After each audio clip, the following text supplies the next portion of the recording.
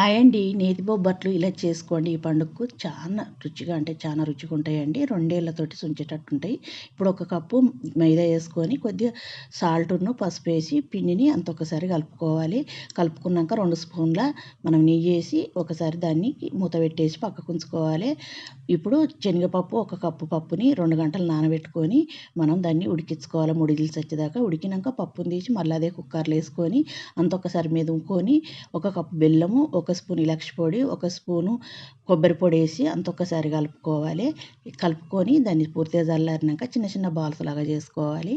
చేసుకొని మనం ఇప్పుడు పూర్ణం ముద్దని మైదా పిండిని కలుపుకున్న దాన్ని పూర్ణ ముద్ద ఎంత ఉన్నదో అంత తీసుకొని దాన్ని పూర్ణ ముద్ద అందులో పెట్టేసుకొని మనం బచ్చాలన్నాయి అట్లా చేసుకోవాలండి. బొబ్బట్టు చాలా రుచిగా ఉంటాయి. ఇలా ఒకసారి చేసి చూడండి. మనం 2 ఏళ్లతో చుంచుకొని తినేటట్టు ఉంటాయండి. చాలా రుచిగా ఉంటాయి. తప్పక ట్రై చేయండి. నచ్చిందంటే లైక్ చేయండి.